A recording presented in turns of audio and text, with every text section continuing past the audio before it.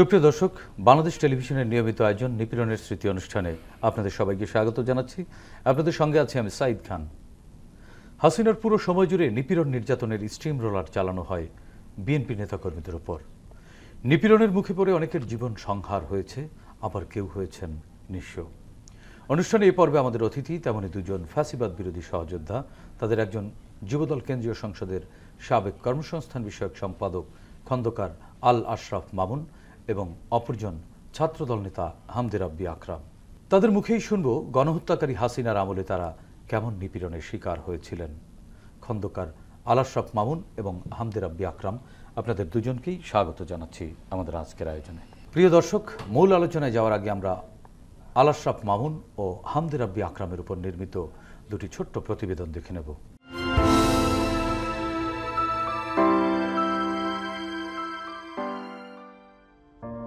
খন্দকার আল আশরাফ মামুন জগন্নাথ বিশ্ববিদ্যালয়ে সাবেক এই ছাত্রদল নেতা সম্প্রতি শেষ করেছেন যুবদলের রাজনীতিও।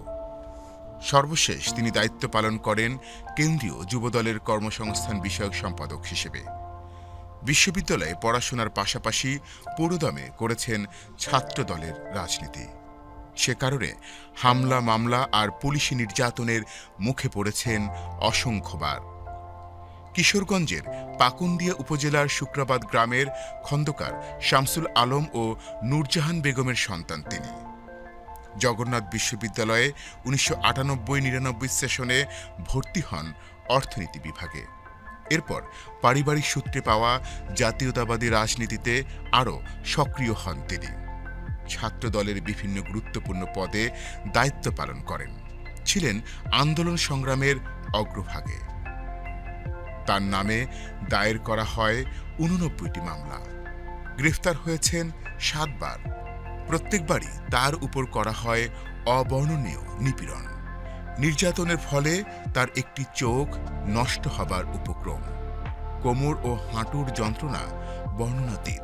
পারিবারিক জীবনে খন্দকার আশরাফ আল মামুন 2 সন্তানের জনক।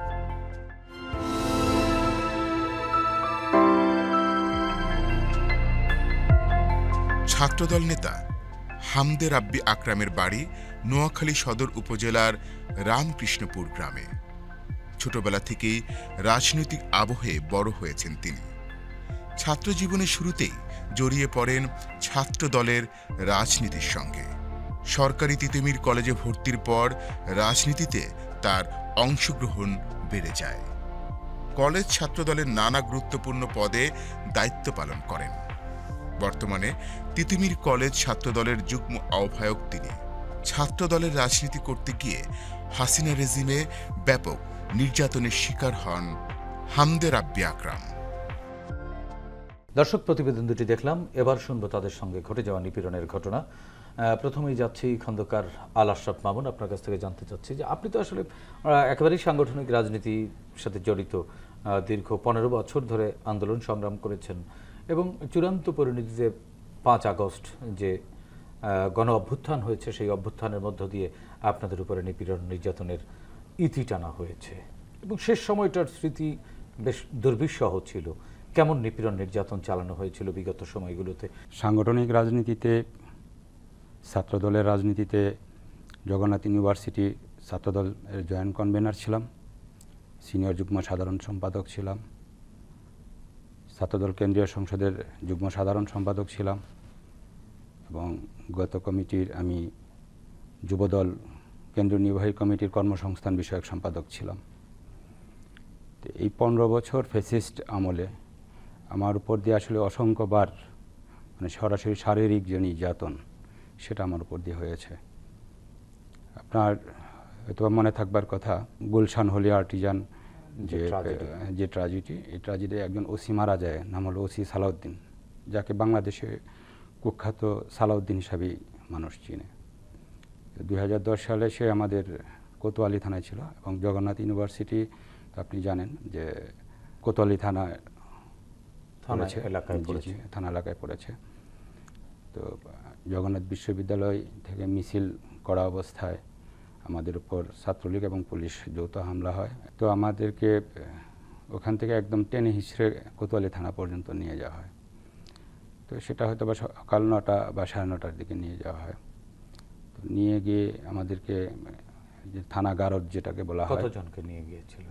আমরা 2 জন, দুইজন। পরবর্তীতে আরও একজনকে নিয়ে যায় আচ্ছা আচ্ছা, আমার জগন্নাথ ইউনিভার্সিটির ছোট ভাই, ক্যাম্পাস থেকেই? ক্যাম্পাস থেকে নিয়ে যায়। নিয়ে যাওয়ার পরে সাধারণত যেটা হয় যে আসামি যারা থাকে তাদেরকে কিন্তু হয় থানা থেকে খাবার দেওয়া হয় অথবা তাদের আত্মীয় স্বজনের মাধ্যমে খাবার দিতে দেওয়া হয়? দিতে দেওয়া হয়, 2টার বা 1টা হয়। আমাদেরকে যে গারদে ফেলে রাখলো, আমাদের কাছে কেউ আসতেও পারছে না, মানে আমাদেরকে কোনো খাবার দিচ্ছে না। তো আমার একটা ইয়া ছিল যে মিছিলটা করে আমরা নাস্তা করব, এরকম একটা। সকালেও খাননি? সকালেও আমি খাইনি, সারাদিন অভুক্ত থাকলাম। তো 2টার দিকে হয়তো বা একটা আমার আরেক ছোট ভাই আসলো যে খাবার দেওয়ার। হ্যাঁ, 2টার দিকে। তো সে যখন খাবার দিতে আসলো, সালাউদ্দিনের সামনে পড়ে যায়। সালাউদ্দিন তাকে ধরে লকআপে দিয়ে দেয়। আপনারা জানেন যে ডিউটির রোটেশন হয়, পরবর্তীতে যে ইয়াটা আসে, যে কনস্টেবলটা আমাদের মানে পাহারায় থাকে, সে হয়তো বা সালাউদ্দিনের ইনস্ট্রাকশনটা শুনেনি। তো সে তাকে একবার আমরা যখন ডাক দিই, তখন 2টা বা 2:15 বাজে, তাকে ডাক দিলাম যে আমাদের কিছু খাবার দেন। সে আসলো, আমার পকেটে কিছু টাকা ছিল, তাকে দিলাম যে একটু খাবার নিয়ে আসেন। তো ওই ভদ্রলোক আর বুঝে নেই, গিয়ে সে আমাদের কথা মতো খাবার নিয়ে আসতেছে। যখন আসে, সালাউদ্দিনের সামনে পড়ে গেছে। কথায় বলে না, যেখানে বাঘের বই সেখানে রাত হয়, বিষয়টা এরকম। মানে তাকে যে লাথি দিচ্ছে, মানে আমরা গারদ থেকে, মানে কোতোয়ালি থানাটা যদি দেখেন যে গারদ থেকে দরজাটা খুব কাছাকাছি দেখা যায়, রাস্তাটা দেখা যায়, তাকে দেখলাম যে 2টা লাথি দিল এবং মা বাপ উঠায়া তাকে গালাগাল করলো দেখলাম। এবং আমাদেরকে মানে সন্ত্রাসী হিসাবে, আমরা সন্ত্রাসী হিসাবে আখ্যা করলো। আমাদেরকে আর খাবার দিতে দিল না। সেই সময়টা গরম ছিল, তো আমাদের প্রচণ্ড পানি পিপাসা পায়, তো পানি খেতে পাচ্ছি না আমরা, তো মানে কাউকে পাচ্ছি না আমরা। তো বাধ্য হয়ে আমরা ওই যে ট্যাপের পানিগুলো আমরা তখন খেলাম, বাথরুমের পানিগুলোই। মানে আসলে প্রয়োজন, মারা যাচ্ছে এরকম একটা অবস্থা, প্রচণ্ড গরম তখন, মানে পিপাসায় কাতর, হ্যাঁ, খেতেই হবে। তো রাত 12টার পরে আমাদের কাছে খাবার আসলো, হ্যাঁ, তেহারি বলে, হ্যাঁ, যেটা আমাদের কাছে আসলো। তো খেতে পারলাম আর কি রাত্রি 12টার পরে। মানে এসে তো জানতে পারলাম যে এখানে আমাদের যারা বড় ভাইরা ছিল, মানে খাবার দেওয়ার জন্য অনেক আকুতি মিনতি করা, হ্যাঁ, রাজনৈতিক সিনিয়র অনেক আকুতি মিনতি করার পরে সে মানে রাজি হয়েছে, মানে আমাদেরকে অভুক্ত অবস্থায় কোর্টে পাঠাবে, তার এলো সিদ্ধান্ত যে আমরা কতদিন না খাই থাকতে পারি। শেখ হাসিনা সরকারের বিরুদ্ধে আমরা আন্দোলন করি, আমাদেরকে দেখিয়ে দেবে, বিষয়টা এরকম ছিল। এটা গেল একটা সময়। 2015 সালে আপনারা জানেন যে আমাদের লম্বা সময় আমাদের, আপনি একবার গুম হয়েছিলেন। হ্যাঁ, এই সময় সেই গল্পটা আপনাকে বলতেছি। 2015 সালে আমাদের একটা লম্বা সময় 3 মাস ব্যাপী একটা আন্দোলন হয়, আপনারা জানেন। আমাদের চেয়ারপারসনের অফিস, একেবারে একতরফা নির্বাচনের বিরুদ্ধে আন্দোলন। এটা হলো 2015 সালে 93 দিনের আন্দোলন, একটানা 93 দিনের আন্দোলন, যেটা বালু ট্রাক দিয়ে যেটা ঘিরে রাখা হয়েছিল, বেগম জিয়ার কার্যালয় যেটা। তো আমি 22শে ফেব্রুয়ারি আমি গ্রেপ্তার হই। তো আমি গ্রেপ্তার হই লক্ষ্মীবাজার থেকে গ্রেপ্তার হই। তো আমরা সে সময়টা প্রতিনিয়ত আমরা মিছিল করতাম, প্রতিদিনই আমরা মিছিল করতাম। তো আসলে পুরান ঢাকার জন্য আসলে সে সময় একটু আমাদের বেশি পুলিশ আমাদের উপর চড়াও হয়েছিল। আপনি জানেন সেই সময় কবি নজরুল কলেজের 5টা ছেলেকে কিন্তু গুম করে ফেলে আমাদের এই আন্দোলন সংগ্রাম করতে গিয়ে। তো আমরা বেসিক্যালি কবি নজরুল কলেজ এবং জগন্নাথ বিশ্ববিদ্যালয়ের পাশাপাশি আমরা এই জোনটা, লক্ষ্মীবাজার বলেন, কোর্ট কাচারি বলেন, দুলাইখাল বলেন, আমরা এই 2টা ক্যাম্পাসে আমরা আন্দোলন করতাম। তো যখন 5টা ছেলে গুম হয়ে গেল, তা স্বাভাবিকভাবে শক্তির একটা লোকবলের একটা ভয় ঢুকে গেল। তখন সম্পূর্ণ প্রোগ্রামটা আমাকেই করতে হতো। তখন আমি জগন্নাথ ইউনিভার্সিটির সিনিয়র যুগ্ম সাধারণ সম্পাদক। তো দেখা গেছে আমাকে প্রতিদিন 2টা মিছিলও করতে হতো, এরকম একটা অবস্থা। দুলাইখাল মিছিল করলাম, আবার এসে লক্ষ্মীবাজার আমাকে মিছিল করতে হতো। লক্ষ্মীবাজার মহানগর মহিলা কলেজের সামনে থেকে শুরু করলাম। শুরু করতে ওরা যে ছিল, এটা ছিল 22শে ফেব্রুয়ারি। মিছিল শুরু করতেই অল্প কিছু দূর যাওয়ার পরেই মানে আমাদের উপর টিয়ার সেল এবং গুলি শুরু হলো, শর্টগানের গুলি শুরু হলো। তো আমার একটা হলো যে কোনো মিছিল বা যে কোনো প্রসেশনে যদি আমরা বাধার মুখোমুখি হই, আমার যারা কর্মীরা যারা থাকে তাদেরকে নিরাপদে প্রস্থান করার একটা পরিবেশ আমি তৈরি করি। ছোট ভাইরা জানে যে মামুন ভাই যেখানে আছে আমাদেরকে আগে সুযোগ দিবে, সেভ করে দেয়, Save কর্মীদেরকে সেভ করা, এই কাজটা করতাম। সেই রকমই ঘটনা ঘটলো। তো তাদেরকে সেভ করে পিছনে তাকিয়ে দেখি যে আমাকে ঘিরে ফেলেছে। তো আমি যে জায়গাটায় দাঁড়ানো ছিলাম সেটা হলো আপনার দুইটা রাস্তার মানে গলি। তো একটা গলি দিয়ে আসলে বেসিক্যালি বের হয়ে যাওয়া যায়, আর একটা হলো আপনার একটা বাড়ি পর্যন্ত গিয়েছে। তো ওই গলির মাথায় কিছুই নাই, বের হওয়া যায় না। তো আমি ভুল করে যে রাস্তাটাতে বের হওয়া যায় না এই গলিতে ঢুকে তো বুঝে হলে ভুল করে ফেলেছি। তো আমি একটা বাড়িতে ঢুকে একটা ঘরে গিয়ে আমি দরজা লাগিয়ে দিই, এবং ওইখানে একটা যে ভদ্রলোক ছিল, এটা কি বলে আমাদের পঙ্গু ভদ্র মহিলা ছিল, এবং একটু মস্তিষ্ক ছিল আর কি, আমরা কি বলি মানসিক ভারসাম্যহীন যেটা বলি এটা। তো আমাকে দেখেই আসলে সে আতঙ্কিত হয়ে পড়ে। তো আমি তাকে বুঝাইলাম যে আমি আসলে খারাপ কেউ না, বলো দরজাটা লাগিয়ে দিলে তো ওরা তো বাইরে থেকে দরজা ব্যাপকভাবে পিটাচ্ছে। তো এক পর্যায়ে ওরা বাধ্য করে আর কি দরজা খুলতে। তো দরজা খুলে বের করেই আমাকে কনস্টেবল মানে গুলি করার জন্য, হ্যাঁ, সে রিভলভার আর কি বলে শটগান করে আমাকে গুলি করবে। তো এইরকম ঘটনা। ইউনিফর্মে ছিল না সাদা পোশাকে? সাদা পোশাকে ছিল, আবার ইউনিফর্মেও ছিল, দুটাই ছিল। আবার এদিক দিয়ে কবি নজরুল কলেজ ছাত্রলীগও এখানে লাঠিসোঁটা নিয়ে চলে এসেছে, এরকম একটা অবস্থা। তো এর কিছুদিন আগে কিন্তু আমাদের জগন্নাথের একটা ছোট ভাই এভাবে রাজপথে তাকে গুলি করছে, নয়ন বাছার করে ছোট ভাইকে পুলিশ করেছে। তো আমার হঠাৎ মাথায়টা হলো যে সে যেহেতু শটগান লোড করছে, হ্যাঁ, তার মানে আমাকে গুলি করতে পারে। আমি শটগান সহ ওকে ধরে তাকে জাপটে ধরে ফেলেছি। ধরে ওখানে মানে হচ্ছে আর কি, ধস্তাধস্তি হচ্ছে। এবার তো অনেক লোকজন চলে আসে। তো এখান থেকে আমাকে নিয়ে আসে থানায় নিয়ে আসে। থানায় যখন আমাকে অ্যারেস্ট করে তখন আসলে নিজের পরিচয়টা আমি গোপন করি। আমি জগন্নাথ ইউনিভার্সিটির সিনিয়র যুগ্ম সাধারণ সম্পাদক, এই পরিচয়টা আমি গোপন করি। আসলে আমি বলি যে আমি এখানে আমার বন্ধুর কোচিংয়ে ক্লাস নিতে আসছিলাম, আপনাদেরকে ভয় পেয়ে গেছি, বিষয়টা এরকম আর কি গোপন করি।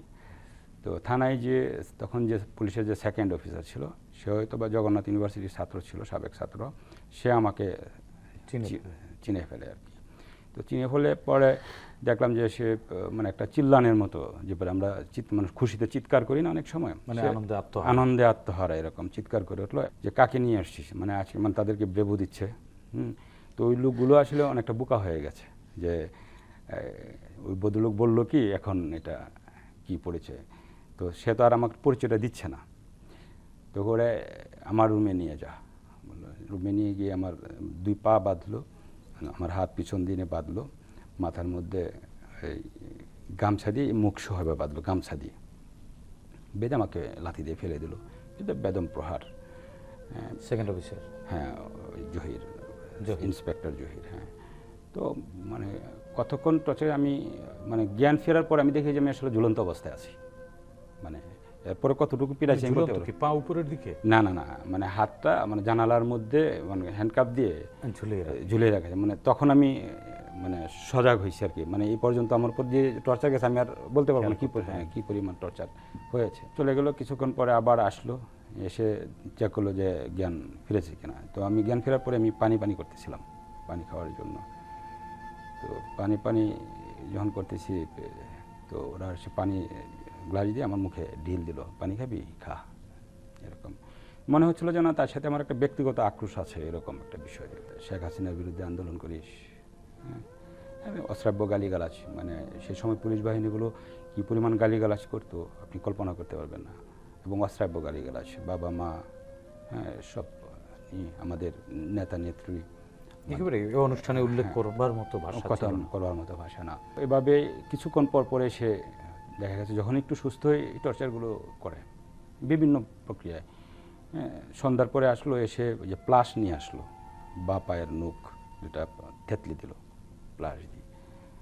তো আপনি টের পাচ্ছিলেন? টেরটা আসলে যে প্রথম যতক্ষণ মানে জ্ঞান থাকে ততক্ষণ পাই, আপনি চিৎকার করেননি? চিৎকার করতেছি, চিৎকার করলে আমার চিৎকার কে শুনবে? আপনার হাত পা তো বাঁধা। হ্যাঁ, সব কিছু বাধা। রাতের বেলা তখনও ঝুলছেন আপনি? আমি ঝুলছি সর্বক্ষণেই। আমি যে 2 দিন ছিলাম, 2 দিন আনলিস্টেড ছিলাম, যেটাকে আমরা গুম বলি আর কি, আনলিস্টেড ছিলাম। 2 দিনই আমি ঝুলন্ত অবস্থায় ছিলাম। তো রাতের বেলা আসলো, এসে এটা সম্ভবত 12টা বা 12:30 বাজে এরকম আসলো, মদ্যপ অবস্থায়। জহির, ইন্সপেক্টর জহির, আর সাথে আরও 2 জন, তার সাথে সাব ইন্সপেক্টর হতে পারে, সবগুলো মদ্যপ অবস্থায়। এসে ওরা শুধু মাথায় টর্চার করতো, মাথায় মানে কথা জিজ্ঞেস করতো, মানে উত্তর দেওয়ার, ধরেন আপনাকে একটা প্রশ্ন করলে উত্তর দেওয়ার যে জায়গাটা থাকে, উত্তর দেওয়ার জায়গার আর সময় নেই, মানে প্রশ্নটা করতো আর মার দিত, হ্যাঁ, শুধু মাথায় আর কিছু। হাত দিয়ে? হ্যাঁ, হাত দিয়ে, আর অন্য কিছু দিয়ে না, হাত দিয়ে মারতো। এবং মানে সজোরে, যেটাকে বলা হয় গায়ের জোর, যেটা সর্বোচ্চ প্রয়োগ করে যেটা দেয়। তারপর ওরা একজনকে বলে যে এরা কিছু খাবার দিস। আমি কিন্তু সারাদিনই অভুক্তই, পানি যখন খেতে চেয়েছিলাম আমাকে কিন্তু পানি দেওয়া হয়নি, খাবার দিস। তো পরোটা আর সবজি নিয়ে আসলো, খেলাম। তো রাত 2টা বা 2:30টার দিকে আমাকে ওখান থেকে নামানো হলো, নামিয়ে 2 হাত আবার পিছন দিকে বাঁধলো, বেঁধে একটা রুমে নিয়ে গেলো, ওখানে জহির বসা। তখনও কি চোখ বাঁধা না চোখ খুলে দিয়েছে তখন? না না, তখন চোখ বাঁধা না, চোখ খোলা। জহিরের রুমে নিয়ে গেছে, নিয়ে গিয়ে আমাকে বলতেছে যে একটু গড়ির দিকে তাকাও তো। আমি গড়ির দিকে তাকালাম, তখন 2:15 বা 2:30 তখন বাজে। আমি বললাম যে হ্যাঁ। কটা বাজে? তোমার ইলিয়াস আলীর তো তোমাদের নেতা, আজকে কিন্তু ইলিয়াস ভাইয়ের সাথে তোমার দেখা হবে। ওনাকে আবার খুব সুন্দরভাবে বললো যে ইলিয়াস ভাইয়ের সাথে তোমার আজকে দেখা হবে।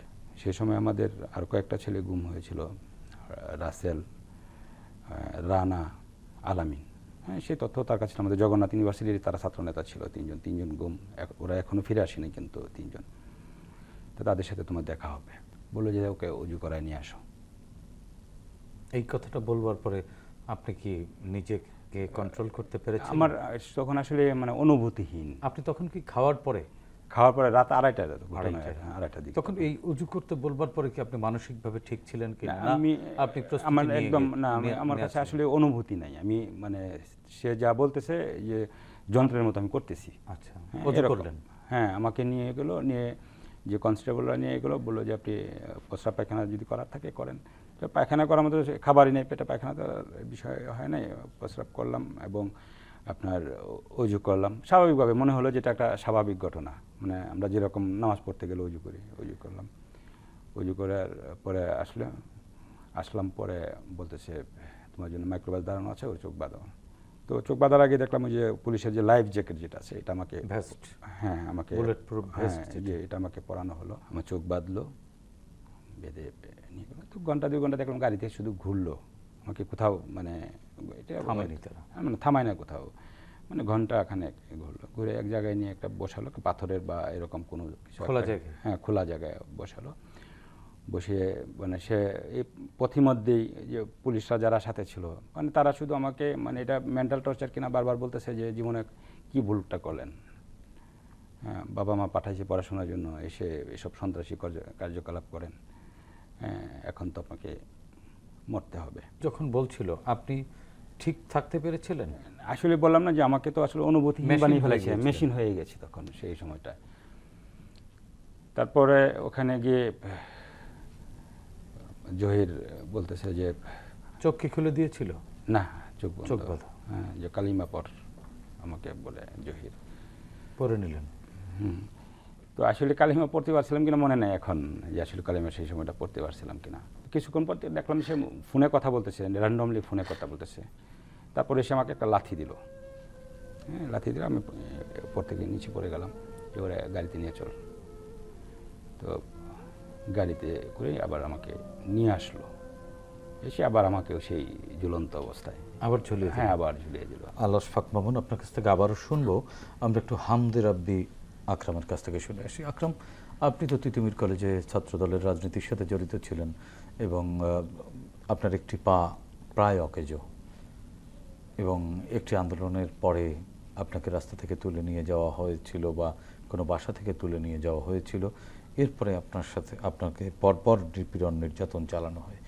আসলে টোটাল 15 বছরকে হিসেব করা হলে কোনো একটি সময়কেই আলাদা করা যাবে না, নিপীড়নের বাইরে নেওয়া যাবে না। কোন জায়গা থেকে শুরু করবেন? যখন আমাদের দেশনেত্রী বেগম খালেদা জিয়াকে বকশীবাজারে নেওয়া হয়, যেদিন উনি গ্রেপ্তার, উনি যাচ্ছে ওখানে, তো সেদিন আমরা প্রায় হাজার হাজার মানুষ রাস্তায় নেমেছি। বিএনপির শত শত নেতা কর্মী 2018 সালে। জি, মগবাজার থেকে আমরা সবাই স্টার্ট করি। ওদিক থেকে গুলশান থেকে কিন্তু এত পরিমাণ প্রশাসন ছিল, আমরা কোনোভাবে ওদিক থেকে মুভ করতে পারি না। তো যে যার মতো করে আমরা ছুটে এসে, কিন্তু ম্যাডামের বিষয়ে, আবেগের বিষয়ে উনি আজকে গ্রেপ্তার হবে, জি, সেজন্য ওখান থেকে আমরা বকশীবাজার পর্যন্ত পৌঁছি। তো উনি তো ভিতরে ঢুকে গেছে, আমরা হাজার হাজার নেতাকর্মী ওখানে জড়ো ছিলাম।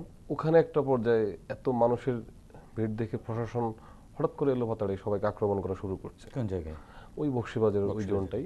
দৌড় দিয়ে পালাতে গিয়ে আমি একটা বস্তির ঢুকে গেছি, আমাদের পেছনে পুলিশ কিন্তু তাড়া করতেছে। বস্তির ঢুকে গিয়ে কিন্তু যে যার মতো করে খাটের নিচে, মহিলার বাসায়, একটা ছোট বস্তি, একটা রুম, খাটে, বা আমি একবার নিচে ঢুকে গেছিলাম, চোখের নিচে। হ্যাঁ, চোখের নিচে ঢুকে গেছি। অনেক আরো 5-7 জন লোক, তো সবাই রুমের ভিতরে, দরজা আমরা দরজা কিন্তু লাগাই দিছি। তারা এসে কিন্তু এলোপাতাড়ি, দরজার একটা গ্যাপ ছিল তো, লাঠি দিয়ে গুঁতো মারতেছে। আমরা ভিতর থেকে যারা ছিল বাকিরা, ওরা ধাক্কা দিয়ে চেষ্টা করতেছে দরজাটা যেন আটকা থাকে। আর ওই মহিলা তো চিৎকার করতেছে। হঠাৎ করে বিষয়টা এমন না, তো তখন মনে হয়েছে যেমন আজকে মনে হয় আমাদেরকে শেষ করে ফেলবে। শেষ দিন। তারা 15-20 থেকে 30 জন পুলিশ গালিগালাজ তো করতেছেই। আমি ঘাটের নিচে লুকানো, উপরে 2 জন, আরো 5-7 জনের দরজা যখন ধাক্কাধাক্কি করতে, এক পর্যায়ে খুলে ফেলছে। খুলে ফেলার পরে এলোপাতাড়ি মারা শুরু করতেছে। সেদিন আমি শুধু খাটের নিচ থেকে শুধু দোয়া পড়তেছি, লা ইলাহা ইল্লা আনতা সুবহানাকা ইন্নী কুনতু মিনাজ জালিমিন, আল্লাহ যেন এখান থেকে আমাদেরকে উদ্ধার করে। কারণ কি করে পরিস্থিতি, ওদিকে শুধু মিছিলের আওয়াজ, ছাত্রলীগের মিছিলের কণ্ঠ কিন্তু কানে আসতেছে, চতুর্দিকে আমরা আবদ্ধ, কই যাব, কি করব, এখান থেকে বের হতে পারবো কিনা সেটাও আমার জানা ছিল না। তো আল্লাহর রহমত, এক পর্যায়ে বস্তির মানুষগুলো জড়ো হয়ে গেছে, মহিলা টইলা এসে হইচই চিল্লাচিল্লি করার পরে ওই পুলিশগুলো চলে গেছে। পরে খাটের নিচ থেকে বেরোয় আসলাম, এসে যাই হোক কোনোভাবে, আমি আর চিনি না কোন রাস্তা দিয়ে বেরোয় আমি গুলিস্তান পর্যন্ত ফুটছি, পরে আমি বাসার দিকে মুভ করছি। তো ওটা ওই সময় মনে হয়েছে আমার জন্য একটা খুব একটা, মানে একেবারে মৃত্যুর দুয়ার থেকে ফিরে আসছে। কারণ যে পরিস্থিতিটা ছিল, ছাত্রলীগের হাতে পড়লে তো বাঁচার সম্ভাবনা ছিল না। এক পর্যায়ে কিন্তু আমার ক্যাম্পাসে 4-5 জন করে অ্যারেস্ট হচ্ছে, তিতুমির কলেজে অ্যারেস্ট হচ্ছে। আমাদেরকে কিন্তু অনেকে ফোন দিচ্ছে। তা আমরা যখন শুনতে পাচ্ছি সে গ্রেপ্তার, আমরা ফোন রিচ করি না, কারণ আমাদেরকে ট্র্যাপ করার জন্য, বিশেষ করে ফোনে ট্র্যাপ করা হতো। তখন তো আমি সাংগঠনিক সম্মত কলেজের, আর ওখানে আমার কিছু অ্যাকশনের ফুটেজ ছিল পুলিশের সাথে, আমাদের সাথে জি জি জি। তো কাউন্টার টেরোরিজম একটা টিম ছিল সিটিসি, তারা এই আমাদের তিতুমির কলেজের দায়িত্বটা তারাই পেয়েছে, পরে জানতে পারলাম। তো 22শে ডিসেম্বরের ঘটনাটা হওয়ার পরে আমরা গুলশান আজাদ মসজিদের সামনে কিন্তু প্রোগ্রাম করার জন্য রেডি হই। তো ওই স্পট থেকে আমার একটা সহযোদ্ধা কাজী সাইফুল, সে অ্যারেস্ট হয়ে যায়। তারপর আমরা ইনস্ট্যান্ট স্পট চেঞ্জ করে মানারদ ইউনিভার্সিটি গুলশানে, ওখানে আমরা নিয়ে যাই। ওখান থেকে আমি গ্রেপ্তার হয়ে যাই। ওরা সিভিলে ছিল, আমি আমার মোটরসাইকেল হবে পার্কিং করব, এই মুহূর্তে আমার ঘাড়ের ভিতরে লাঠি ঢুকে দিয়ে চতুর্দিক থেকে আমার ঘিরে ফেলছে। আমি তো হতভম্ব হয়ে যাই। আমি কোনো রকম মাথা হেলমেট থাকা, আমি দৌড় মারছিলাম লেকের পাড়ে, যে রাস্তাটা গুলশানের মানারদ থেকে এই মুদারাঘাটের দিকে আসার যে রাস্তা, এক রাস্তায় কিন্তু পাশে লেক। আমি কিন্তু দৌড়তেছি, তারা কিন্তু সিভিলে ছিল এবং তাদের হাতে সবার কোনো মেশিন পিস্তল ছিল, তারা কিন্তু গুলি ট্র্যাক করতেছে। আমি দৌড়তেছি, বলতেছে আকরাম থাম, তোর গুলি করে দিব। আমি একটু তাকাচ্ছি, আমি চিন্তা করছি গুলি করলে করুক, আমি যদি কোনোভাবে সেভ হইতে পারি আমার জীবনটা হতো। আমি একবার চিন্তা করছি আমি লেকে ঝাঁপ দিব, পরে চিন্তা করছি লেকে ঝাঁপ দিলে আমার ঘিরে ফেলবে, আমার আরো বেশি আমি হ্যারাসমেন্ট বা আরো বেশি কষ্ট সাধ্য হবে। এক পর্যায়ে আমি আর কন্ট্রোল করতে পারিনি, দম আমার শেষ। আর রাস্তা সোজা, তো আমি যে ডাইনে বামে যে গলিতে ঢুকবো সেই সুযোগ কিন্তু আমার ছিল না। তা আমাকে ধরে এসে চোমার দেয় একটা কনস্টেবল, ওরা তো সিটিডিসি, তো ওরা তো পোশাক পরা ছিল না, ধরে এলো পাতারে থাপ্পড় চোপা শুরু করছে গালিগালাজ দিয়ে, তুই দৌড়লি কেন? আমি গেলাম, আমি জীবন বাঁচানোর জন্য আমি দৌড় দিবই, তোর জন্য 15 দিন ঘুম হারাম করে ফেলতেছি তোরে ধরার জন্য। আমি কিছু, আমরা কি চোর ডাকাইত নাকি? তার থেকে তোরা ভয়ানক। আমার ইনস্ট্যান্ট হাতে হ্যান্ডকাপ পরাই ফেলছে, হ্যান্ডকাপ পরাই ফেলে আমাকে হাইসের ভিতর ঢুকাইছে। দেখি এর ভিতরে আরো 2 জন আমার তিতুমির সহযোদ্ধা, একজন 2 দিন আগে গ্রেপ্তার হয়েছে, তারও কিন্তু আমরা জানতাম না, তাকে 2 দিনই কিন্তু তারা মুভিংয়ে রাখছে। তাদেরকে দিয়ে আমাদেরকে ওই স্পট, আমরা যে স্পটটা প্রোগ্রাম করবো, হোয়াটসঅ্যাপ গ্রুপ তো আছে, তারা তাদেরকে গ্রেপ্তার করার পরে আমরা কেউ জানি নাই, তার জন্য আমরা স্পটটা ওরা জেনে গেছে। তো ভিতরে নিয়ে আমাকে কিন্তু যে ছোট লাঠি ছিল ওই আমার যে গাড়ি আটকানোর সময় যে লাঠিটা কিন্তু ওখানে পালানো ছিল, এদের জন্য একটু কিছুটা ওই সময় বেঁচে গেলাম। ভিতরে ছোট একটা লাঠি নিল, ড্রাইভারকে বলতেছে লাঠি দে। ওরে বহুদিন পরে ওরে 15 দিন আমার ঘুম হারাম করে দিচ্ছে। গাড়ির ভিতরে আমার এসব মানে 2 হাত তো বাঁধা, 2 সাইডে শুধু মারতেছে আর গালিগালাজ তো বলতে করতেছে। তো ওদেরকে সাহস দিচ্ছে কে, তোরা এইগুলা করতেছস শেখ হাসিনার বিরুদ্ধে, হরতাল অবরোধ আন্দোলন। তো কিছু তো বলার ভাষা নাই। আমার ফোনটা নিয়ে গেছে, তখন ফোন বেজে উঠছে, বলতেছে ফোনের লকটা খোল। আমি তো লক ভুলে গেছি। ফোনের ভিতরে আমাদের অনেক মিছিল মিটিং এর ছবি আছে, এই জন্য আমার একটু কনফিউশন ছিল, কারণ ওগুলো দেখলে তো আরো বেশি টর্চার করবে। তো গাড়ি থেকে যখন ভিতরে পরে এক পর্যায়ে লক আমি খুলে দিয়েছি, ভিতরে আরেকটা আমার লক ছিল। আমরাও কিছু টেকনিক্যালি ওই সময় নিজেকে অ্যারেস্ট থেকে এড়ানোর জন্য কিছু টেকনিক্যালি ফোনে ডিভাইসে কাজ করতাম। তো যখন আমি লক খুলে দিই, ভিতরে আরেকটা লক দেখছে, সে দেখে করতেছে দেখ ওদের থেকে শিখ, আমরা কি টেকনিশিয়ান, ও আরো বেশি, এ কথা বলে আরো মাইর স্টার্ট করতেছে। মারতে মারতে আমার 2 সাইডে যে হাতের 2 যে এগুলো কিন্তু ফুলে একবারই হয়ে গেছে। তো আমাদেরকে ওখানে অ্যারেস্ট করার পরে গাড়ি নিয়ে পুলিশ বাজার সামনে থামাইছে, হাইসের ভিতরে। কিন্তু আমাদের ওরা টোটাল ডিটেলসটাই জানে যে আমি আকরাম, আমি কই যাই, কি করি, চেষ্টা করতেছে আমাকে গ্রেপ্তার করার জন্য। তো আমাদের একজনকে ছেড়ে দিচ্ছে বলতে তাকে পল্টন থানার সোপর্দ করছে, আর আমার ভিতরে 2 জন। তো আমাদেরকে নিয়ে গেছে প্রায় 2টার দিকে আপনার ডিবি অফিস। রাত 2টায় না, দুপুর 2টায়। আমি গ্রেপ্তার 1টা থেকে 1টার মধ্যে হই। আধা ঘন্টা পরে আমাদেরকে ডিবি অফিসে নিয়ে আসছে, আর একটা রুমে রাখছে। এরকম 2টা চেয়ার ছিল। তো আমার প্রতি মনে ক্ষোভটা বেশি ছিল। তো আমাকে এসে লগে লকআপ দিয়ে হ্যান্ডকাপ করে 2 মিনিট বসাইছে। বসানোর পরে কালো করে হেভি স্বাস্থ্যবান একটা লোক এসে উঠ শো, মানে চেয়ারের সাথে হ্যান্ডকাপ লাগানো। হ্যান্ডকাপ তখন লাগানো, হ্যান্ডকাপ খুলে 2 হাত লাগাইছে, লাগানোর পরে তুই উঠে এভাবে শো।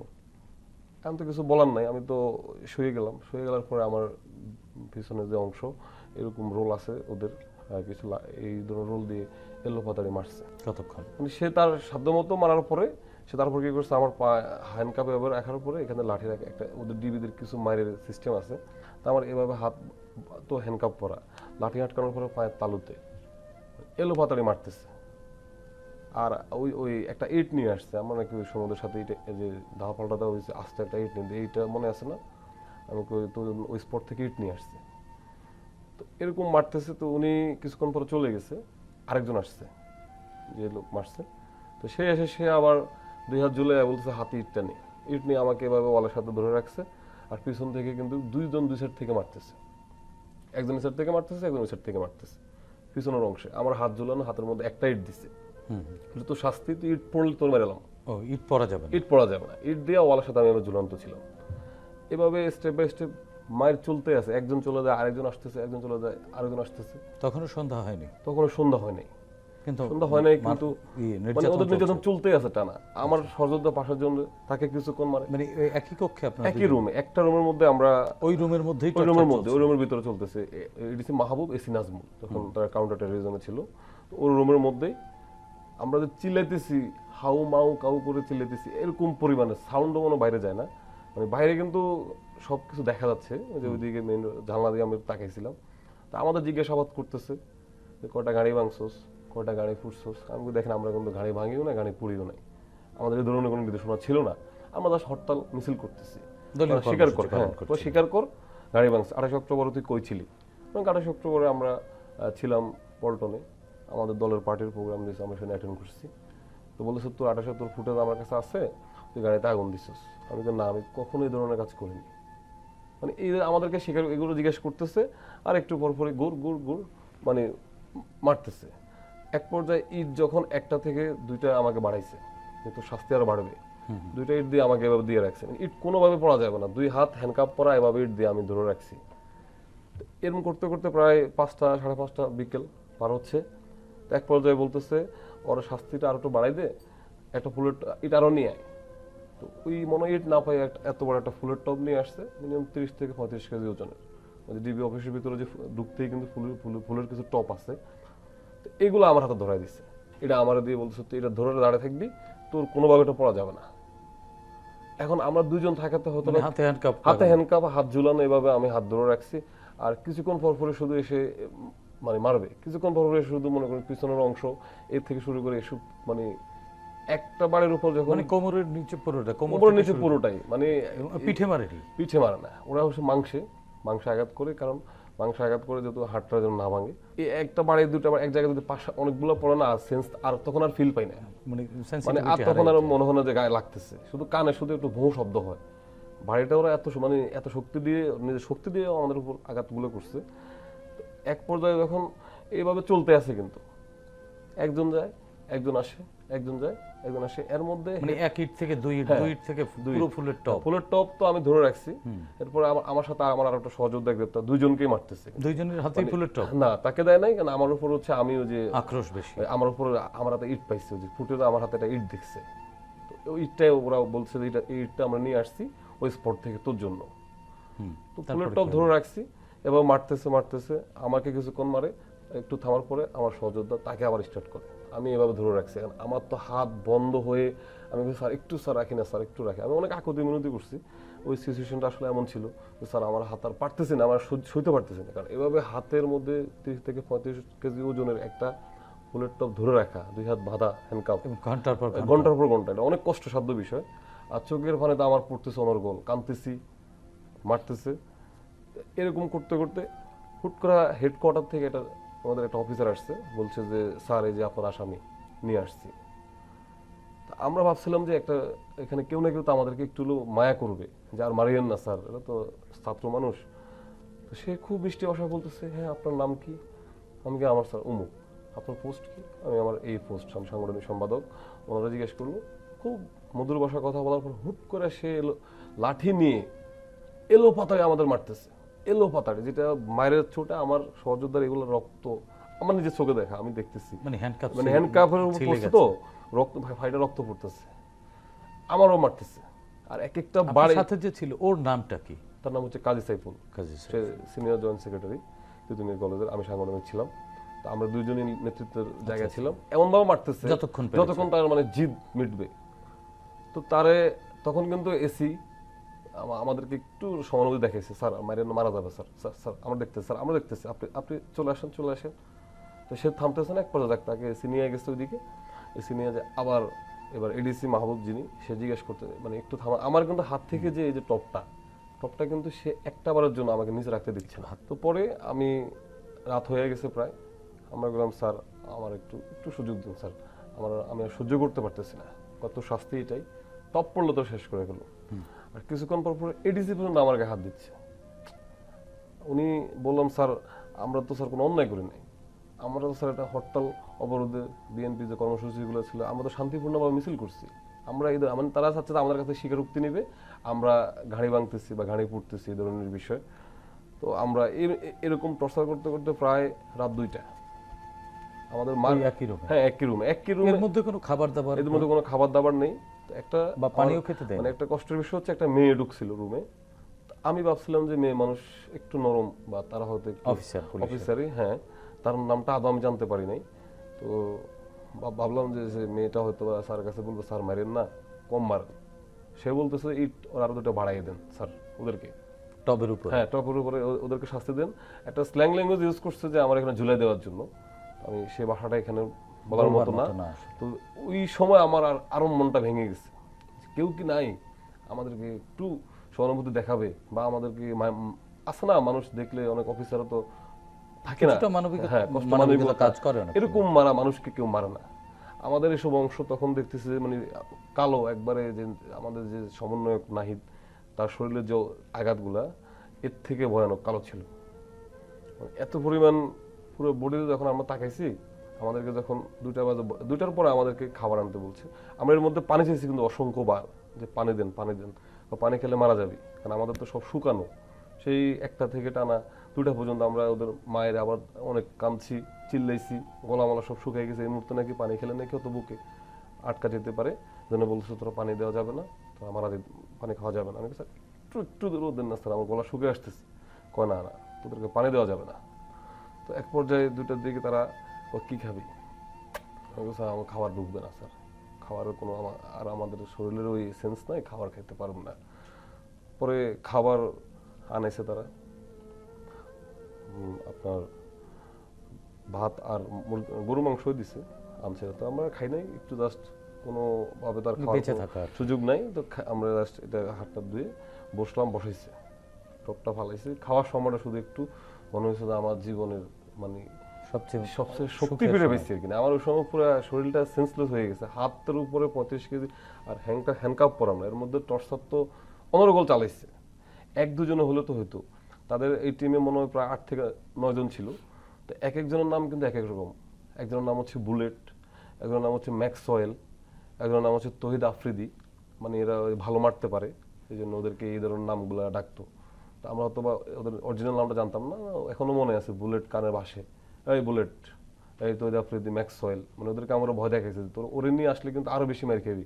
ম্যাক্সওয়েলরা হায়ার করে আনতেছে, মানে ম্যাক্সওয়েল বলতে সে ক্রিকেটার তো ভালো ব্যাটিং করে, যে তো আমাদেরকে ভালো মারতে পারে, এই ধরনের ওদের সাংকেতিক নামগুলো আর কি জানতাম। তো রাত 2টার পরে আমাদেরকে বলতেছে আমাদেরকে স্বীকারোক্তি নিবে, আমাদেরকে হ্যান্ডকাপ পরে আর ভিডিও করাইতেছে, তুই স্বীকার কর যে 28 অক্টোবরে তুই ওই যে আমাদের কিন্তু এই যে রাজারবাগে কিন্তু গাড়ি পড়া হয়েছে, রাজারবাগের ভিতরে বা ওইদিকে পুলিশ লাইনে, বলতেছে এটা তুই করছস, তুই এটা বলবি। আমি না, আমি এটা করি না, আমি তো বলতে পারবো না, আমি ওইদিকে ছিলামই না। 28 অক্টোবর আমি বিএনপির স্টেজের সামনে ছিলাম, আমরা মিছিল করছি, কিন্তু এই ধরনের সহিংস কাজে আমরা ছিলাম না, অতটা স্বীকার করতে হবে না, তোকে কিন্তু আজকে মেরে ফেলো। এর মধ্যে আমি আমার ফ্যামিলির পরিজন, আমারটা কেউ জানে না আমি যে অ্যারেস্ট হয়েছে, আমার সহযোদ্ধা অ্যারেস্ট হয়েছে এটা দেখছে প্রোগ্রামের স্পট থেকে। আমি একটু সামনে থেকে অ্যারেস্ট হওয়ার কারণে আমার ফ্যামিলি বা আত্মীয় স্বজন বা পলিটিক্যালি সহযোদ্ধা কেউ আমার সম্পর্কে জানে না। তো শরীরে তো সব দাগ ভরা, হাত এগুলো ফাটা, ওরা আবার স্যাবলুন দিয়ে লাস্টে একবার 4টার দিকে একটু মুছে টুচে আমাদেরকে প্রথমে গারদে নিছে, ডিবির গারদে রাখছে। তা আমি আমার সহযোদ্ধাকে বললাম, ভাই এখান থেকে তো মুক্তি নিয়ে দিলে ভাই আমরা বাঁচব, কারণ ডিবির হাত থেকে কারাগার পুলিশের কাস্টডি থেকে আমাদেরকে এরকম করবে না। আমি এর আগেও গ্রেপ্তার হয়েছিলাম প্রায় 2বার, ওই ধরনের টর্চার কখনো হয়নি। আমি ভাই আজকে তোমার আমার জীবন শেষ, আবার যদি নিয়ে যায়, কারণ ওখানে তো আমরা এর আগে শুনতে পাচ্ছি অনেকেই গ্রেপ্তার হচ্ছে, সবাইকে ডিবিতে নিয়ে রিমান্ডে রাখতেছে, মারতেছে। রিমান্ড যে এই ধরনের রিমান্ড আমি এটা বুঝতে পারিনি। তো 4টার দিকে আমাদেরকে হঠাৎ করে একজন ডাক দিল, আপনারা কি থানায় যাবেন? তো আমি আমার সহযোদ্ধাকে জিজ্ঞেস করলাম, ভাই থানায় গেলে কি ভালো হবে? এটা আমাদের জন্য সেভ হবে, আমরা এখান থেকে চলে যেতে পারলে আমরা একটা সেভ পাবো। হ্যাঁ আমরা থানায় যাবো। পরে বলতেছে থানায় গেলে কিন্তু একবারে স্ট্রং থাকতে হবে, কোনো লড়াছড়া করা যাবে না, শরীরে বুঝতে হবে সুস্থ সবল। আমরা কাছে আমাদের তো দাগ মাগ এগুলো আছে, কয়টা বলবেন যে অ্যাক্সিডেন্ট হয়েছে। তো যাক আমাদেরকে রাত 4টার দিকে হাইসে উঠাইছে। এর মধ্যে আরেকটা অভিযান দিয়েছে ওরা আমাদের কলেজের ধরার জন্য সহযোদ্ধাদের, দেখি যে পিছনে আরেকটা ছেলে গ্রেপ্তার, আমাদের গাড়ির ভিতরে ওরা বসে রাখছে, ওরা আর ভিতরে নেও নেই মারেও নেই। তা আমাদেরকে নিয়ে প্রথম ইসলামী ব্যাংক হসপিটাল আছে কাকরাইল মোড়ে, ওখান থেকে ওষুধ নিয়ে দিচ্ছে ফার্স্টে, নাফা, মানে ব্যথা যেহেতু কম থাকে, তো ওষুধ নিয়ে ওষুধ খাওয়াই আমাদেরকে থানায় নিছে। বলছে তোরা যদি ওখানে বলস তোদের এগুলো কি হয়েছে, বলো অ্যাক্সিডেন্ট করছিস, এগুলো কিন্তু প্রকাশ করবি না। থানায় কিন্তু ইনজুরি লোক তারা নেয় না ডিবি থেকে, এটা জানতে পারলাম ওদের ওখানে অভিজ্ঞতা থেকে। আমাদেরকে ওখানে থানায় সোপর্দ করে দিচ্ছে। তারপর তো 2 মাস 2.5 মাসের মতো জেলে। ওই নির্যাতনে তো আপনার পা নষ্ট হয়ে গেছে? না না, ওই নির্যাতনে পুরো শরীরের প্রতি পড়ছে। তারপরে যে ফ্যাসিস্ট আন্দোলন শুরু হলো, জুলাই আন্দোলন, তো 18 জুলাই আন্দোলনটা শুরু হয়। জি, আপনি জুলাই আন্দোলনের অংশটুকু আমরা শুনবো। আমরা একটু মামুন ভাইয়ের কাছ থেকে শুনে আসি। আল্লাহ শরফ মামুন বলেন তারপরে তো আমাকে সেই ঝুলন্ত অবস্থায় পরের দিন রাত 12টায় আমাকে লকআপে দেয়। মানে পরের দিন সেম নির্যাতন, মানে 24 ঘন্টা পেরিয়ে গেছে। হ্যাঁ 24 ঘন্টা পেরিয়ে পরের দিনও আমাকে সেম নির্যাতনগুলো করে, পর্যায়ক্রমে যে নির্যাতনগুলো করে। রাত 12টা মানে লকআপে দেওয়ার আগে কিন্তু আবার সেই মাথায় টর্চারটা, মদ্যপ অবস্থায় সে টর্চার আবার মানে ওরা রিপিট করে, এটা টর্চার করে আমাকে লকআপে দেয়। তো ওখানে গিয়ে দেখি যে আমাদের ওয়ারী থানা বিএনপির সাধারণ সম্পাদক আরিফুল ইসলাম ভাই, উনি আর আমাদের সূত্রাপুর থানার তখনকার যুবদলের প্রেসিডেন্ট ছিল, সূত্রাপুর থানা ওয়ার্ড যুবদলের। যখন আমাকে রাত 12:30টায় আমাকে ওখানে লকআপে দিল, ওনাদেরকে আমি চিনতাম না তখন, তা ওনারাই পরিচয় দিল, আমি আমার পরিচয় দিলাম। পরিচয় দেওয়ার পরে ওনারা খাইতে দিল, ওনাদের হয়তো বা কিছু খাবার ছিল, খাইতে দিল, খেলাম। কে বলে যে তুমি একটু ঘুমাও, তোমার উপর কী টর্চার গেছে আমরা এখান থেকে বুঝছি, পুলিশরা এসে বলছে তুমি একটু ঘুমাও। তাই আমি শুয়ে ঘুমিয়ে পড়ছি। রাত 2টার সময় আবার এসে আমাকে ডেকে নিয়ে আবার উজু করালো, আবার নিয়ে গেল, নিয়ে ওই এইবার কি বুঝতে পেরেছিলেন? না, এবারও বুঝতে পারিনি। মানে মানে আমার কাছে এই অনুভূতিটাই নেই। নিয়ে আবার যখন সে ব্যাক করে, যখন আমাকে লকআপে গেলো, আমি তো ভদ্রলোকটা তো আমিও ঘুমাচ্ছিলাম, তারাও ঘুমাচ্ছিল, তো আমাকে যখন সজাগ করে তখন তারাও সজাগ হয়েছে। আমি এসে দেখি যে ওরা তসবিহ জপতেছে, মানে এই পর্যন্তই তারা সজাগ। আমি লকআপে ঢুকা আর ওরা হাউমাউ করে কেঁদে দেয়া, তখন আমি বুঝতে পারছি। মানে তখন আর নিজেকে ধরে রাখতে পারিনি। তখন তিনজন জোরাজোরি করে কোথায় ছিলাম, মানে মনে হয় যে তখন আমি পৃথিবীতে আসলাম আর কি। এর আগে যে ঘটনাগুলো ঘটছে মনে হচ্ছে এগুলো মানে টের পাননি? মানে আমি টের পাচ্ছি না, মানে কোনো অনুভূতি নাই আমার। ওরা যখন আমাকে দেখে হাওয়া করে কেঁদে দিল, তখন মনে হয় যে আমি পৃথিবীতে আসলাম। তখন কত কি বলেছিল? হ্যাঁ, আপনাকে দেখে যারা কাঁদলো যারা কাঁদে, মানে আমি যে ফিরে আসছি, মানে দেখে আর কোন কথা নাই, ওরা হাওয়া করে কেঁদে এসে আমার জড়ায় ধরছে যে তুমি বেঁচে আসছো। মানে ওদেরকে পুলিশ এসে মনে হয় ফাঁকিতে বলছে যে ওকে আর বাঁচিয়ে রাখবে না, এখন ফাইনালে নিয়ে গেছে। কালকে তো নিয়ে গেছিলো, কালকে তো দেয়নি, হয়তো বা হিসাবে মিলে নাই, আজকে তাকে ক্রস ফায়ারে দিয়ে যাবে। তো ওরা এসে দেখে আমি তসবিহ জপতেছে। ওরা বললো যেটা যে ভাই আমরা এই 2-2.5 ঘন্টা শুধু মানে আল্লাহ যেন বাঁচায় নিয়ে আসে তোমাকে, মানে শুধু আল্লাহর কাছে এটা বলছি। এই মানে কানাইয়া হলো। তারপর তো রিমান্ড। আপনার পরিবারের মানুষজন যারা, এটা আমি বের হওয়ার পরে, না ওনা তো টের পাইছে, সবাই টের পাইছে, কিন্তু এই যে থানায় আসছে বারবার, তাদেরকে অস্বীকার করা হয়েছে।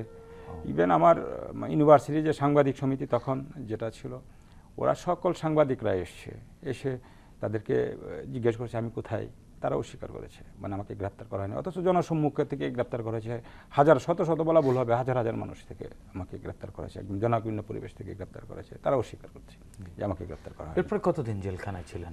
7.5 মাস। হামদে রব্বি আকরাম, আমরা শেষ করব, কিন্তু শেষ সময়ে আপনার পাটা ভাঙলো কিভাবে, সেই জায়গাটুকু একটু শুনতে চাই ছোট্ট করে। 18 জুলাই থেকেই কিন্তু কন্টিনিউ এই প্রোগ্রাম ফ্যাসিস্ট পতনের ছাত্রদের সাথে আমরাও অ্যাড হই। বাড্ডা যেদিন হেলিকপ্টারে করে পুলিশকে নেওয়া হয়, সবাই এই ঘটনা জানে। ওই দিন আমি বাড্ডা স্পট, আমার বাসা যেহেতু ওখানে, আমি ওইদিকে ঢুকে পড়ছি। তো ওই দিন পুলিশের সাথে আমাদের অনেক সংঘর্ষ হয়েছে, অনেক, আসলে বলার মতো না, যারা স্পটে ছিল তারা জানে। তো ওই স্পট থেকেও একটা ধাওয়া পড়ায়, তো মানুষ যে যার মতো করে ছোটাছুটি করতেছে, পুলিশ গুলি করতেছে, আগাচ্ছে, এলো বাতারে এভাবে টিয়ার শেল মারতেছে।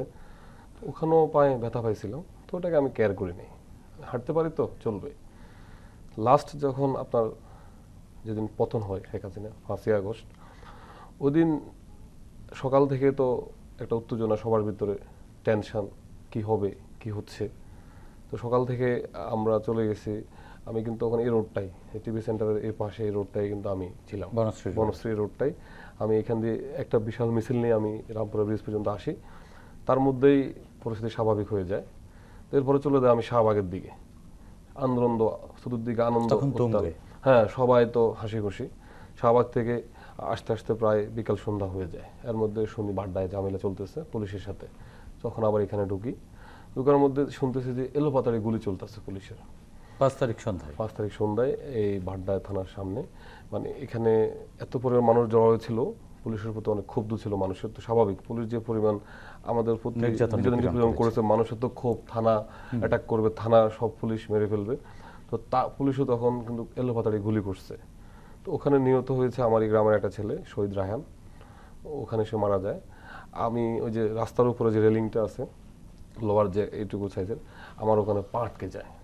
আমি যখন দৌড় দিয়ে পুলিশের গুলির ছোট, তো নিজেকে বাঁচাতে হবে, যে যেমনি পারতেছে। মানুষ তো সারা রাস্তায় আমি বলবো হাজার লাখ মানুষ ছিল সেদিন। আমার পা আটকে যাওয়ার পরে আমি পা টানতে গেছি, কোনোভাবে পা টানে আমি পড়ে গেছি ওই পাড়ে। আমার উপরে প্রায় 8 থেকে 10 জন পড়ছে। মানে পা ওখানে কিভাবে হয়েছে সেটা তো বুঝতে পারিনি, আর পায়ে কোনো চেঞ্জ পাচ্ছি না। আমি দাঁড়াতে গিয়ে দেখি আমার আর পায়ে হাঁটতে পারতেছি না, পায়ে শক্তি না, আমি ওখানে পড়ে আসছিলাম। পরে আমাকে কিছু লোক টেনে নিয়ে রাস্তার পাশে নিয়ে পরে আমাকে ওদিকে নিয়ে গেছে বাসায়। এখন কি অবস্থা শরীরের? এই দীর্ঘ 15 বছরের নিপীড়ন নির্যাতনের পর এখন তো চিকিৎসা করে কি স্বাভাবিক? আমি আমার পায়ের মধ্যে তো পাত লাগানো, ভিতরে স্ক্রু রড লাগানো, এখনো স্বাভাবিক না। হাঁটতে আমি লাঠি ইউজ করছি প্রায় দীর্ঘদিন, ওর পরে 26 দিন হসপিটালে ছিলাম, অপারেশনের পরে পায়ের ভিতরে। এই যারা নিপীড়ন নির্যাতন চালালো তাদের কেমন বিচার হওয়া উচিত? তাদের অবশ্যই বিচার হওয়া উচিত, যারা এই যে পুলিশ, বিশেষ করে পুলিশ বাহিনী, আপনার বিডিআর, এখনো কিন্তু আমরা ওভাবে বিচার পাচ্ছি না, দেখতেছি না। যারা আইওয়াসমূলক কিছু ঘটতেছে, যারা প্রকৃত আসামি তারা কিন্তু ধরা খাচ্ছে না, জাস্ট নর্মাল কিছু লোককে ধরতেছে। এদের বিচার হওয়া এবং আমরা স্পষ্ট ফুটেজ সহ অনেক আসামি দেখছি বিডিআর এই রামপুরাতে গুলি করছে, আপনার ভাড্ডাতে করছে, বিভিন্ন জায়গায় করছে, এখনো কিন্তু পর্যন্ত অনেকে গ্রেপ্তার হয়নি। এদের যদি বিচারটা হলে কিন্তু যারা এই 24 আন্দোলনে শহীদ হয়েছে, যারা নিহত হয়েছে, আহত হয়েছে, এদের কিছুটা হলো মানসিক শান্তি পাবে। জি, ধন্যবাদ আকরাম। আল্লাহ পাক মামুন, শেষ করব। শরীরে ক্ষত বয়ে বেড়াচ্ছেন, এই যাদের কারণে শরীরটা আজও স্বাভাবিক হচ্ছে না, তাদের কি বিচার চান? আমি মামলা করেছি। আপনি হয়তো আরেকটা তথ্য আপনাকে বলি, আমি কিন্তু আমার বাবা 2.5 বছর বিছানায় শায়িত ছিল। আমার বাবাকে কিন্তু আমি দেখতে যেতে পারিনি, ইভেন বাবার জানাজা কিন্তু আমি পড়তে পারি নাই। এরপরে জেলখানা থাকা অবস্থায় আমার ওয়াইফ মৃত্যু পথযাত্রী। তখন আসলে একজন মানুষের অনুভূতি কীরকম হতে পারে, হ্যাঁ। তো স্বাভাবিকভাবেই অবশ্যই এদের বিচার হওয়া উচিত এবং দৃষ্টান্তমূলক বিচার হওয়া উচিত, যেন আর কোনো আল আশফাক মামুনদেরকে এরকম বাস্তবতার মুখোমুখি হতে না হয়। ধন্যবাদ আল আশফাক মামুন, আপনাকে ধন্যবাদ হামদে রাব্বি আকরাম, আপনাদের দুজনকেই। প্রিয় দর্শক, শেখ হাসিনা সময়ের স্রোতে হারিয়ে যাওয়া এক ঘৃণিত স্বৈরাচারের নাম, যিনি নিজের ক্ষমতাকে দীর্ঘস্থায়ী করতে বিরোধী রাজনৈতিক কর্মীদের উপরে চালিয়েছিলেন নিপীড়ন। তার এই নিপীড়ন পৃথিবীর বহু স্বৈরাচারের রক্ত নদীকে করেছে ম্লান, গড়েছে নির্মমতার নতুন রেকর্ড। কেবল বিরোধী রাজনীতি করবার কারণে যুবনেতা খন্দকার আল আশফাক মামুন এবং ছাত্রদল নেতা হামদে রাব্বি আকরামের উপর যে নিপীড়ন চলেছে, এই দুজনের অপরাধ একই। তারা হাসিনার ফ্যাসিবাদী রাজনীতির ঘোর বিরোধী ছিলেন, সে কারণে পড়তে হয়েছে নির্মম নিপীড়নের মুখে। হয়তো সৌভাগ্যক্রমে দুজনই বেঁচে গেছেন। আমাদের প্রত্যাশা, নতুন বাংলাদেশে এসব নিপীড়নের বিচার হবে, ভবিষ্যতে যাতে আর কোনো শাসক এমন নিপীড়ক হয়ে ওঠার সুযোগ না পায়, প্রতিষ্ঠিত হবে এ দৃষ্টান্ত। দর্শক, এই অনুষ্ঠানে চাইলে আপনি নিজেও যোগ দিতে পারেন। আমাদের ইমেইল nipironersriti.btv@gmail.com পাঠাতে পারেন আপনার সঙ্গে ঘটে যাওয়া যে কোনো নিপীড়নের ঘটনা। আগামীতে বাংলাদেশ টেলিভিশনের মাধ্যমে আমরা সেগুলো তুলে ধরব। সে পর্যন্ত সবাই ভালো থাকুন, সুস্থ থাকুন, বাংলাদেশ টেলিভিশনের সঙ্গেই থাকুন। খোদা হাফেজ।